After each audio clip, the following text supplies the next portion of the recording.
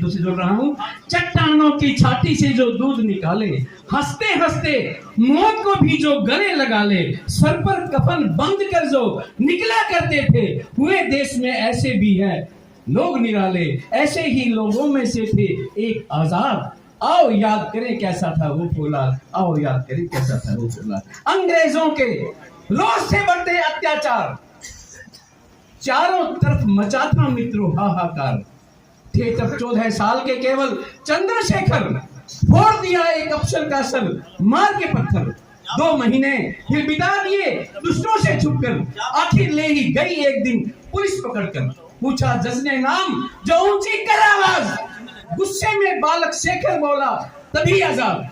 पूछा बाप का नाम जो जज ने और कड़क कर, गुस्से में ही बालक शेखर बोला स्वतंत्र। दंग रह गया जज्बे मित्रों सुन के उत्तर, पूछ लिया गुस्से में उसने कहां पे है घर। सीखा ही ना था बालक ने पर घबराना, गुस्से में ही शेखर बोला जेल खाना। 15 बैंकों की मजिस्ट्रेट ने सजा सुना दी, ऐसे ही ना मिली है मित्रों यह आजादी। हर एक बैंक पे वही दोस्तों लहू की धारा, पर हर बैंक पे वंदे मातरम का था नारा, पर हर बैंक पे वंदे मातरम। खून से लथपथ हुआ वह फिर बालक निर्भय, पर होठों पे यही था भारत माता की जय, पर होठों पे यही था भारत माता की जय। 25 साल का था केवल जब ये फौलाद, तब से ही यह बालक कहलाया आजाद। अल्फ्रेड पार्क में घिर गई फिर एक दिन ये टोली, खूब लड़ा जब तक थी बची आखिरी गोली। नहीं बचे बचने के जब कुछ भी आसार, अपनी गोली खुद को ही ली मित्रों मार, अपनी गोली खुद को ही ली मित्रों मार, अपनी गोली खुद को ही ली। भारत ऐसे वीरों को पहले है नमन हमारा, मुझको मेरा भारत है प्राणों से प्यारा, मुझको मेरा भारत है प्राणों से प्यारा, मुझको मेरा भारत है प्राणों से प्यारा। मेरा परिचय हास्य कवि के रूप में दिया गया।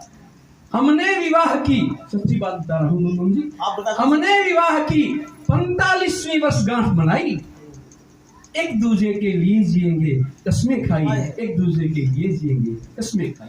वो बोली मंगल मैं हो आपको ये शुभ घड़ियां, लाई हूँ एक शर्ट आपकी खातिर बढ़िया। मैं बोला बहुत बहुत हो मैडम धन्यवाद, और वो बोली शर्ट फ्री था 2 साड़ी के साथ, वो बोली शर्ट फ्री था 2 साड़ी के साथ। बच्चों ने भी हमें देख तालियां बजाई, हमने विवाह की 45वीं वर्षगांठ मनाई, एक दूसरे के लिए जिएंगे कस्में खाई। जैसे वो डेंटिंग पेंटिंग करवा के आई, जैसे वो डेंटिंग पेंटिंग करवा के आई, लगता था कि कली खिली हो जो मुरझाई। खाने में भी इतना मजा कभी ना आया मैंने उसको, और जब उसने मुझे खिलाया। बच्चों ने चांद सितारों ने भी दिया हमें बधाई, चांद सितारों ने भी दिया हमें बधाई। हमने विवाह की 45वीं वर्षगांठ मनाई, एक दूसरे के लिए जिएंगे कस्में खाई, एक दूसरे के लिए जिएंगे कस्में खाई। अभी हमारे से पहले मेरे मित्र कविवर आदमी की बात कर रहे थे, आपकी बात को जरा सा मैं आगे बढ़ाता हूँ। जगाता है सूरज सुबह अब भी आकर, सुधा बांटता है निरंतर सुधाकर।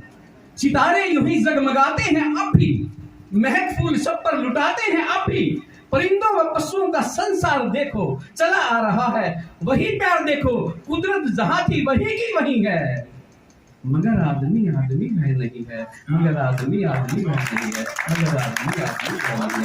धरती पर चलना नहीं आया पर चांद की बातें करता है, शैतानों से काम है पर इंसान की बातें करता है। मंदिर मस्जिद में तो जाता है पर मन मंदिर में है जहर भरा, नस नस में बेईमानी है भगवान की बातें करता है।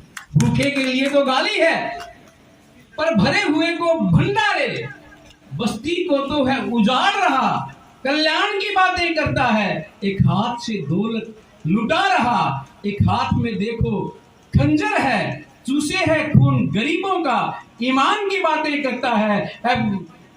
नाम तो भूषण पर भीतर, सोना तो क्या पीतल भी नहीं, कटपीसों में है बटा हुआ, प्रधान की बातें करता है। कटपीसों में है बटा हुआ, प्रधान की बातें करता है। कटपीसों में है बटा हुआ, प्रधान की बातें।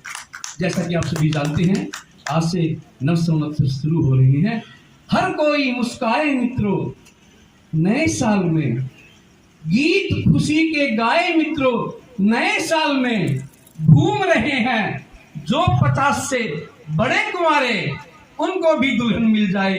नए साल में आने हैं जो, एक और नेता से आपको जोड़ रहा हूं, आने हैं जो 15-15 लाख दोस्तों, सबके खातों में वो आए।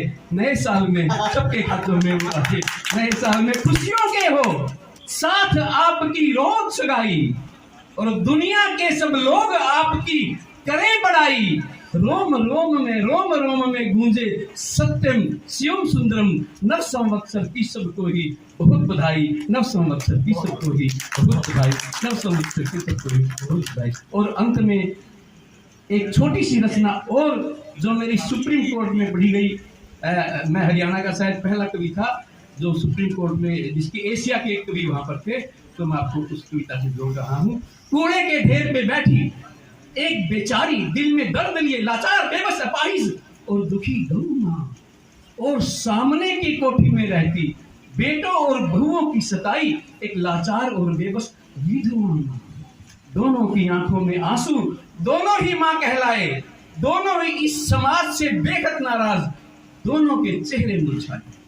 लंगड़ाती रोज गौ माँ कूड़े के ढेर पे आके बैठ जाती, और वो विधवा माँ बेटों और बहुओं से छुपते छुपते रोज उसे 2 रोटी खिला। जैसे ही हाथ में 2 रोटी लिए माँ ने बाहर कदम निकाला, शराबी बेटे ने माँ को धक्का ही दे डाला। गुस्से में चिल्लाया, तुझे क्या पता कितनी महंगाई है, क्या समझती है तू ये रोटियां हराम की कमाई है। तभी पास आकर बहू भी चिल्लाई, तस्वे मत बहा, चल कर कमरे की सफाई, कसम को तो खा गई, क्या हमें भी खाएगी, पता नहीं ये बैरन कब तक सताएगी, पता नहीं ये बैरन कब तक सताएगी। दोनों को ही चिंता नहीं थी धर्म की या कानून की, या मां की आंखों से टपकते हुए ममता के खून की, या धक्के के चोट से माथे के निशान की, या घर के गेट पे बने मंदिर के भगवान की। आंखों में आंसू लिए वृद्ध गौ मां सोच रही थी, पता नहीं ये लोग मां को इतना क्यों सताते हैं। जब दिल में दर्द ही नहीं तो घर में मंदिर भी क्यों बनवाते हैं।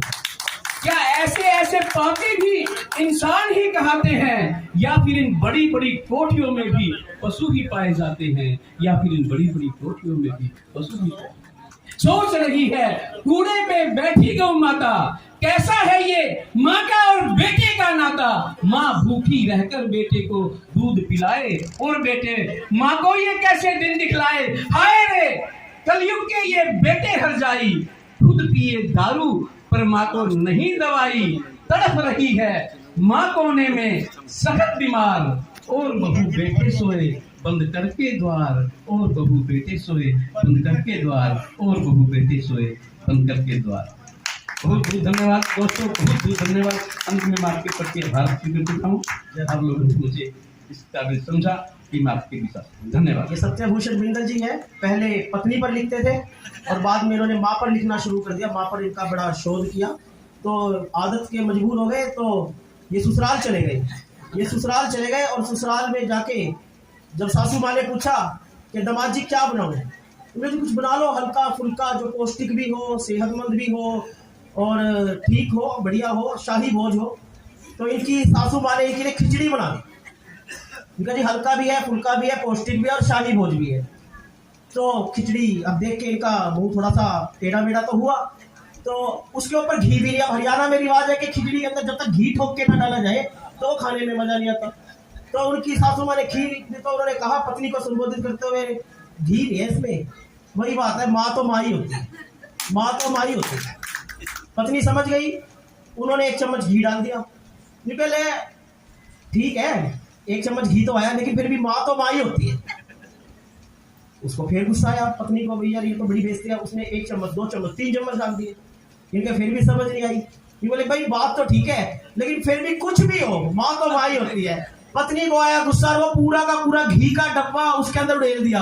तो ये कहते हैं भाई कुछ भी हो, देखो माँ तो माँ होती है, पत्नी भी माँ ही होती है। तो ऐसे सत्यभूषण, मैं बीच में रोक रहा हूँ। इन्होंने ससुराल का जिक्र किया, मैं माताओं से, बहनों से, भाइयों से बिल्कुल एक सच्ची बात बता रहा हूँ। आज से करीब 45 वर्ष मेरी शादी को हो चुके हैं।